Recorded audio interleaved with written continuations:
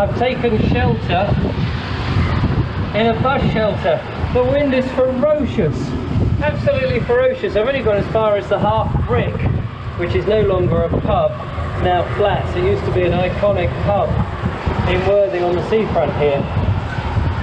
And you can probably hear the noise, the wind is blowing. In fact, it's blowing this shelter rather so much it's actually shaking. Golly.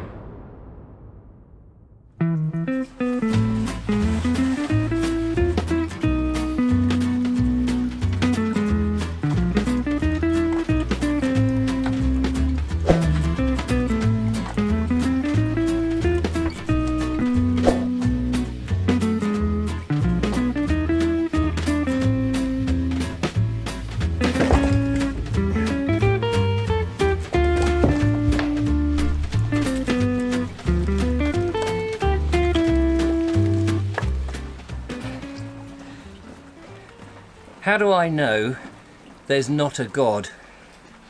How do I know? I'll tell you. There was a snail on the stack of logs in the garden, and it was on one of the logs, and I moved this thing very carefully thinking, I don't want to hurt you, poor little bugger. So I put him away from the stack of logs where he could get away to freedom. I took the logs I was just picking up, put them inside just as I have, came back. Just as I came back, my foot knocked one of the logs, which knocked the stack. The stack tumbled down, and one of the logs tumbled further than the others, crushed the snail. That didn't have to happen. I had no control of that. That's how I know there's not a God.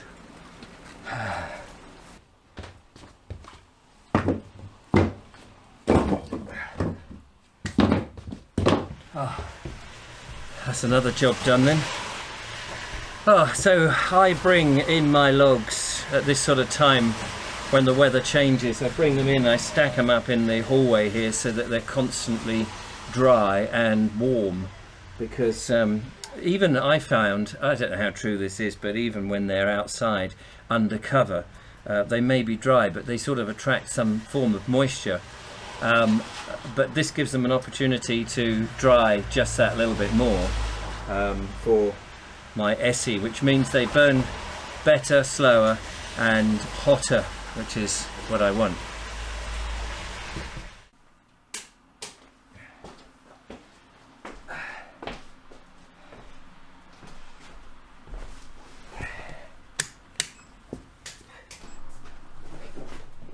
Right. I'm in the Vobes show studio, my live studio that I do a show on Mondays, Wednesdays and Fridays, a live stream, and I've just come up here because I've had this idea to record a little 5-minute piece. I want to try and promote the live show to get more debate, more conversation. I know it's not for everybody and not all my Bald Explorer viewers watch this, that's perfectly fine. I have no problem with that at all. Because each thing will appeal to different people, but I wanted to put out little 5-minute pieces, and I wasn't quite sure how to do this or what they would be about. And then suddenly, when I was doing the logs there, I suddenly came up with an idea of how it might run. So I'm going to give it a try. It's not going to be for everyone. It may not work, but in this business, I think you've just got to try things. You have an idea, go with it. So that's what I'm going to do.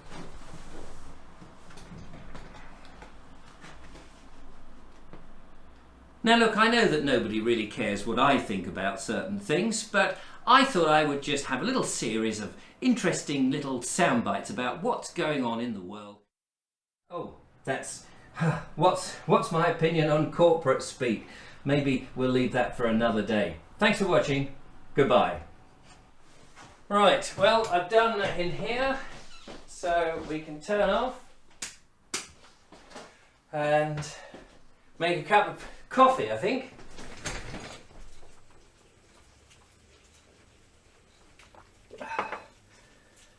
Well, that was nice. I've just had a coffee and a little sandwich with a bit of cheese on it, with a bit of bread. I've got to either make some bread today, which I might well do. I've still got some flour and I think the yeast is all right, but I've probably got to go shopping anyway, get some food. The rain is now just set in. I think it's set in for the rest of the day. It's just miserable. So I was going to tidy up the garden a bit, which I might do if it stops a little bit. But it's either that, I could light the fire in the front room, but I don't have... I know I've been doing logs, but I don't have that many logs. That's the thing. That's got to last me until I think the 13th of November. And I'm hoping that John, my log man, hasn't had to put all the deliveries back because he's not been able to get diesel for the truck. So I'm anticipating it might be pushed back a week beyond there. So somehow I've got to survive. I've got a couple of places who, lovely viewers actually, who said they can give me some logs. Lovely Liz Housden and Ray of Hope in Horsham. They say they've got some logs for me. So I just got to get some diesel myself and go and get them when it's convenient with them. So I'll be all right. I just don't want to do too much. So I may just base myself in the kitchen and read. Unless it slows down a bit, I might go for a walk, go down to the seafront.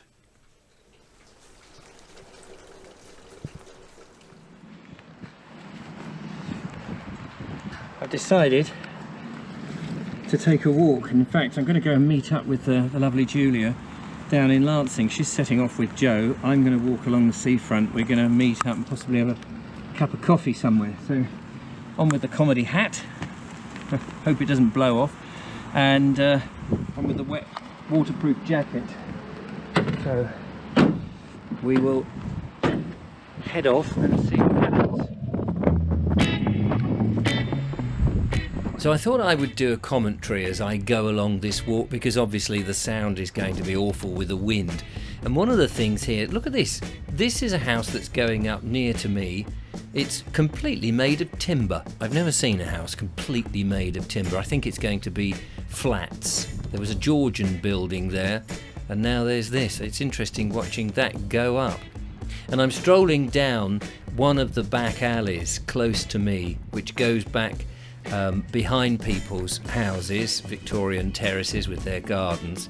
And my son, funnily enough, lives in one of the new flats, which is on my left-hand side to the north. It's not too bad here with the wind and the rain, so I'm making good progress. We can get a little sneaky look at the back of some of the houses here. I know that people overseas love to look at the British houses, the English terraces. And here a bit of art. Not quite sure who put this up, but some of it's pretty good, isn't it? I mean, it's better than your average graffiti, I always think. So I made my way down towards Homefield Park, and here it is. I try a little manoeuvre that didn't go quite as smoothly as I was hoping, but there you are. Into the great park. There used to be a pond here, or a large lake in the Victorian period. Very lovely. With all the water that's around, there might as well be another one. Some beautiful trees. They've got a great selection of trees in Homefield Park. Most of them I can't identify, but they're pretty lovely.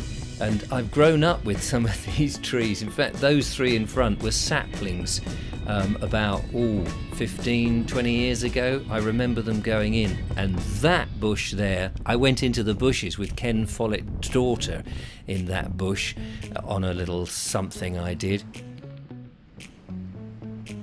Right, walking up towards the seafront here, one of the roads that goes past the hospital, and there are some lovely big houses, some of these Victorian houses, although most of them, to be honest with you now, up this lane and in many of the lanes around here are care homes. There's one, I mean, they sometimes have the sort of signage out saying specialists in dementia. And that interesting looking building there, I don't know the history of that off my hand, as it were, but it's a St. John's ambulance building now, and they have their meetings and do all their courses in there. This is the road that leads along, Lyndhurst Road, leads behind me to the hospital. But I'm not going that direction, I'm going eastwards and slowly making my way up towards the seafront. get a little look at some of the other Victorian terrace houses here, which are quite nice, and then cross the road and make my way down to the seafront. But here, look, this house is a modern house. It looks Georgian, doesn't it? But actually that went up, I don't know, about 10 years ago, and it looks very shabby. So here we go, onto Worthing seafront. You can see the wind. Oh my goodness, look at it. And I can tell you, it was a lot worse than I expected. Nearly blew my hat off. It was pretty strong, and the raindrops were acting like pinpricks. In the background there, horrible flats that have gone up fairly recently, tallest building in Worthing. And here we've got the fishermen. No fishermen out today in weather like this. The boats are empty, but you can come down to this part and buy fresh fish, and a lot of people of course do. And on my left, just approaching here, is an outdoor gym. I noticed nobody was taking advantage of the outdoor free gym at all in weather like this, and you cannot blame them. And here we are, a bit of maritime heritage, if you've got the time to stand and read all the instructions and history. Yeah, I haven't. And here's a chap who's got a fine view. He can see the sea, but I don't think even him can make out the view to France. I've taken shelter in a bus shelter. The wind is ferocious, absolutely ferocious. I've only gone as far as the Half Brick, which is no longer a pub, now flats. It used to be an iconic pub in Worthing on the seafront here. And you can probably hear the noise. The wind is blowing. In fact, it's blowing this shelter rather so much it's actually shaking.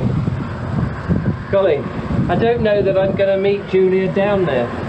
It's probably a bit of a fool's errand for her to get up to the Perch, which is a meeting place, restaurant, coffee bar, that sort of thing, at Lansing. So I'm going to have to ring her and find out.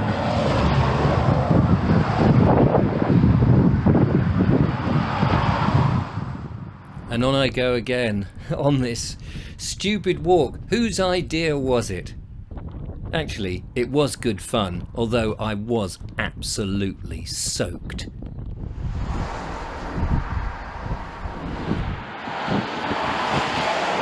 I'm in another shelter. I tried ringing Julia. I sent her messages. I tried an online WhatsApp video message thing. She wasn't answering. So I assumed that she'd either lost her phone, left her phone at home and was on her way, and I felt I couldn't not go then, because if she got there and was waiting for me, oh, what a nightmare. So I've had to carry on. Anyway, she's just rung me to say that she's just about to go out the door and she'd left the phone upstairs or in the conservatory or somewhere on charge. So that's why she didn't get the messages. I am absolutely soaked to the skin, soaked. There's a BP garage there. I'm going to go and get myself a Mars bar, and I might try and use the loo. I don't know what people thought of me. They must have thought I was raving mad going out in this kind of weather. One of the things was I wanted to have a look at, did the petrol station have any petrol or diesel? And was it even open? Well, luckily it was. But no, there was no diesel or petrol to be had.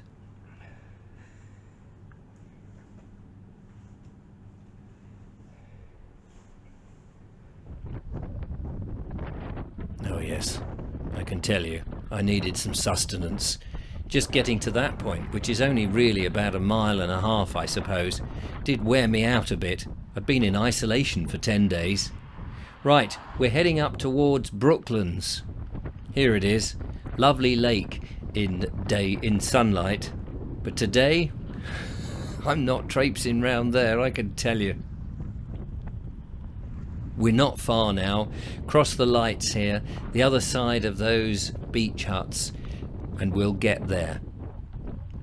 Here we go, through this funny little bandstand, Never quite know why that was erected, but in the distance there, that building, that strange building which replaced the Mermaid, which was a shack of a place in the, I don't know, 30 years ago, that was the Perch. I can see the Perch, where I'm meeting Julia. She's on her way. Hopefully not long now.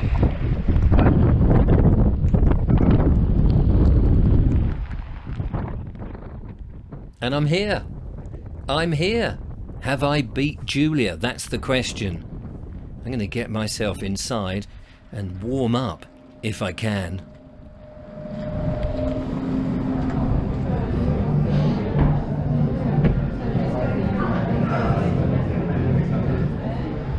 I can see her coming now. She's on her way. I'm going to go and meet her.